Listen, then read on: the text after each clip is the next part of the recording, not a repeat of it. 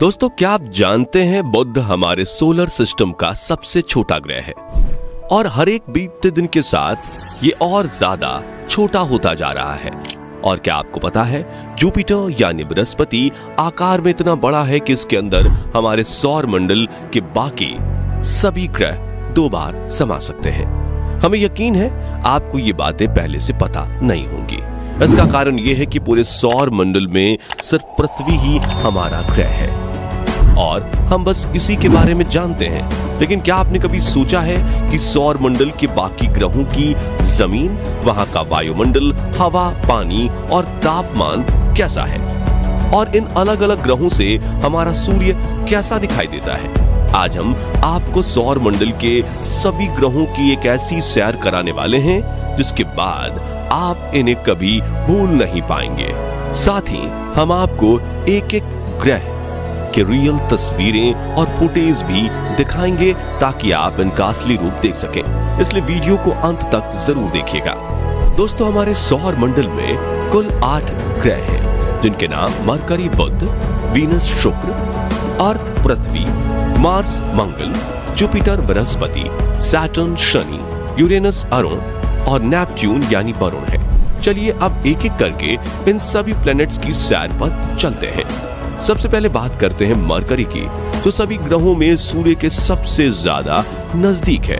Mercury सूर्य से सिर्फ 58 million kilometre दूर है और इसका अपना कोई वायुमंडल नहीं है। इसकी सतह चांद की तरह गड्ढों से भरी हुई है और ये कोई ऐसे वैसे मामूली गड्ढे नहीं है, बल्कि उल्कापिंड और धूमकेतु के गिरने से बने हैं। ये गड्ढे आकार में कई किलोमीटर तक लंबे और चौड़े गहरे भी हैं। मरकरी पर खोजे गए सबसे बड़े गड्ढे का व्यास करीब 1500 किलोमीटर है। कोई वायुमंडल ना होने की वजह से यहाँ दिन में तापमान 450 डिग्री सेल्सियस तक पहुंच जाता है, जबकि रात के समय -180 डिग्री को क्रॉस कर जाता है। इसलिए इस ग्रह पर इंसानों का ठहरना बिल्कुल नामुमकिन है। आकार में ये ग्रह हमारे पृथ्वी का 40% ही है और इतना ही नहीं, हर एक बीतते दिन के साथ ये श्रिंक होकर और भी छोटा होता जा रहा है। वैज्ञानिक बताते हैं कि पिछले करीब 4 बिलियन सालों में ये ग्रह 14 किलोमीटर घट चुका है और इसके घटने की वजह है रात को पड़ने वाली सर्दी। हैरानी की बात यह है कि सूर्य के सबसे ज्यादा नजदीक होते हुए भी ये सौर मंडल का सबसे गर्म प्लेनेट नहीं है। चलिए अब चलते हैं हमारे सोलर सिस्टम के दूसरे ग्रह शुक्र यानी वीनस की तरफ, जो सूर्य से 108.2 मिलियन किलोमीटर दूर है। वीनस हमारे सौर मंडल के उन 2 अनोखे ग्रहों में से एक है जो अपने अक्ष पर उल्टा यानी पूरब से पश्चिम की ओर घूमते हैं। ये हमारे सौर मंडल का सबसे गर्म ग्रह है और इसका वायुमंडल सल्फ्यूरिक एसिड के बादलों से बनी कई किलोमीटर मोटी परतों से ढका रहता है। इसके वायुमंडल में मुख्य रूप से कार्बन डाइऑक्साइड मौजूद है, जिसकी वजह से ग्रीन हाउस गैस इफेक्ट बनता है और सूर्य की गर्मी वायुमंडल में कैद होकर रह जाती है। यही वजह है कि इस ग्रह का तापमान 464 डिग्री सेल्सियस को टच कर जाता है। वीनस ग्रह पर कई सारे सक्रिय ज्वालामुखी मौजूद हैं और इसकी सतह भी बड़ी चट्टानों और ज्वालामुखी से निकले लावा से मिलकर बनी है। यहाँ का वायुमंडल ये दबाव पृथ्वी की तुलना में 90% ज्यादा है। इसका मतलब ये है कि यहाँ पर चलना हमें ऐसा महसूस होगा जैसे हम समुद्र के कई किलोमीटर नीचे चल रहे हों। यही वजह है कि इस ग्रह पर भेजा गया कोई भी मिशन या स्पेसक्राफ्ट ज्यादा समय तक सरवाइव नहीं कर पाता। साथियों, वीनस के बाद बारी आती है हमारी पृथ्वी की, जो सौर मंडल का अकेला ऐसा ग्रह है जिस पर जीवन संभव है। क्योंकि हम अपने पृथ्वी के बारे में सब कुछ पहले से ही जानते हैं, इसलिए चलिए इसकी बात हम नहीं करते। तो पृथ्वी के बाद बारी आती है मंगल यानी मार्स की। इस प्लेनेट की सतह और मिट्टी लाल रंग की है और स्पेस से देखने पर यह लाल रंग की गेंद के जैसा नजर आता है, इसलिए इसे रेड प्लेनेट भी कहते हैं। पृथ्वी के बाद मंगल ही एक ऐसा ग्रह है जिस पर हम इंसानों को जीवन के पनपने की सबसे ज्यादा उम्मीद है। यहाँ की जमीन में आयरन की मात्रा बहुत अधिक है और यही इसकी धूल और मिट्टी में भी पाया जाता है। यहाँ का वायुमंडल पतला और ठंडा है जिसके चलते इसकी सतह पर पानी ज्यादा देर तक लिक्विड फॉर्म में नहीं रह पाता। मंगल पर धूल भरी आंधी और तूफान आना आम बात है। सूर्य से करीब 228 मिलियन किलोमीटर दूर होने की वजह से यहाँ का औसत तापमान -55 डिग्री सेल्सियस रहता है, जबकि इसका मैक्सिमम टेम्परेचर सिर्फ 30 डिग्री सेल्सियस तक ही पहुंच पाता है। यहाँ की सतह हमारी पृथ्वी के चट्टानी और रेगिस्तानी इलाकों से काफी मिलती जुलती है। वैज्ञानिकों का अनुमान है कि शायद एक समय मंगल ग्रह पर जीवन रहा होगा। दोस्तों, मंगल के बाद अब नंबर आता है बृहस्पति यानी जुपिटर ग्रह का, जो कि हमारे सोलर सिस्टम का सबसे बड़ा ग्रह है। इसके आकार का अंदाजा आप इसी बात से लगा सकते हैं कि इसके अंदर 1300 पृथ्वी समा सकती है।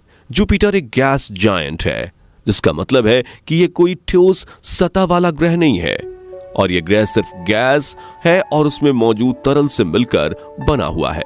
जुपिटर का वायुमंडल मुख्य रूप से हाइड्रोजन और हीलियम गैस से बना है, लेकिन इसमें कुछ मात्रा में अमोनिया और मीथेन भी शामिल हैं। करीब से जुपिटर बेहद खूबसूरत और रंगीन दिखने वाला बादलों जैसा नजर आता है, लेकिन आप इनकी सुंदरता पर मत जाइएगा, क्योंकि इन बादलों में आप एक सेकंड भी जिंदा नहीं रह पाएंगे। खैर, चलिए आगे बढ़ते हैं अगले ग्रह की ओर, जिसे हम सैटर्न और शनि के नाम से जानते हैं। शनि ग्रह का ख्याल मन में आते ही सबसे पहले हमारा ध्यान इसकी बड़ी बड़ी रिंग्स पर जाता है। आपको बता दें कि ये छल्ले बर्फ के छोटे छोटे कणों और चट्टान के टुकड़ों से मिलकर बने हैं। जुपिटर की तरह ही शनि भी एक गैस जायंट है, यानी इसकी भी कोई ठोस सतह नहीं है, और इसका वायुमंडल 75% हाइड्रोजन, 25% हीलियम और मीथेन व पानी की बर्फ जैसे अन्य पदार्थों के अंश से मिलकर बना है। जुपिटर के बाद शनि हमारे सौर मंडल का दूसरा सबसे बड़ा ग्रह है। पृथ्वी से अगर इसकी तुलना की जाए तो इसका व्यास 10 गुना ज्यादा है। शनि के बहुत सारे चंद्रमा हैं। अब तक इसके 80 से ज्यादा चंद्रमा खोजे जा चुके हैं, और वैज्ञानिकों की खोज अभी भी जारी है। कैसिनी नाम के एक अंतरिक्ष यान ने शनि और इसके चंद्रमा का अध्ययन करने में 13 साल से ज्यादा का समय बिताया है। यही वो मिशन है जिसने शनि और इसके छल्ले से जुड़े रहस्यों को पहली बार उजागर किया था। हमारे सौर मंडल में सैटर्न के बाद बारी आती है यूरेनस ग्रह की, जिसे हम अरुण कहकर बुलाते हैं। वीनस के बाद यूरेनस ही एक ऐसा ग्रह है जो अपनी दूरी पर पूरब से पश्चिम दिशा में घूमता है। ये हमारे सोलर सिस्टम का सबसे ठंडा ग्रह है, जिसके चलते इसे आइस जायंट भी कहा जाता है। इस ग्रह का तापमान -224 डिग्री सेल्सियस तक नीचे चला जाता है। यूरेनस का वायुमंडल 83% हाइड्रोजन और 15% हीलियम से मिलकर बना है, जिसके अंदर थोड़ी बहुत मात्रा में मीथेन, पानी और अमोनिया के अंश भी मौजूद हैं। यूरेनस का आकार हमारी पृथ्वी से लगभग 4 गुना बड़ा है। शनि की तरह यूरेनस का भी अपना एक रिंग सिस्टम है, हालांकि ये शनि के जितना प्रसिद्ध नहीं है और बहुत कम लोग इसके बारे में जानते हैं। इन छल्लों की खोज पहली बार 1977 में की गई थी, और फिर बाद में साल 1986 के दौरान वॉयेजर 2 अंतरिक्ष यान द्वारा इसकी पुष्टि भी की गई। तो चलिए इस सफर में आगे बढ़ते हुए हम बात करते हैं हमारे सौर मंडल के 8वें यानी आखिरी ग्रह नेपच्यून, जिसे वरुण कहा जाता है, इसके बारे में। यूरेनस की तरह नेपच्यून का भी अपना एक रिंग सिस्टम है, और अब तक इसकी 5 रिंग्स को खोजा जा चुका है। व्यास की दृष्टि से देखें तो यह हमारे सोलर सिस्टम का चौथा सबसे बड़ा ग्रह है। नेपच्यून का वायुमंडल 72% हाइड्रोजन, 25% हीलियम और थोड़ी बहुत मीथेन गैस से मिलकर बना है। आकार की बात करें तो ये पृथ्वी से लगभग 4 गुना बड़ा है, और ये भी एक आइस जायंट है। इसकी वजह यह है कि इसका एवरेज टेम्परेचर -200 डिग्री सेल्सियस के आसपास रहता है। जैसा कि हमने बताया, यह हमारे सौर मंडल का आखिरी ग्रह है, जिसके चलते सूर्य से इसकी दूरी 4.495 बिलियन किलोमीटर है। साथ ही हमारी पृथ्वी से भी ये 4.3 बिलियन किलोमीटर दूर है। यही वजह है कि वॉयेजर 2 एकमात्र ऐसा मिशन है जो आज तक इस ग्रह पर भेजा गया है। तो दोस्तों, आज के इस वीडियो में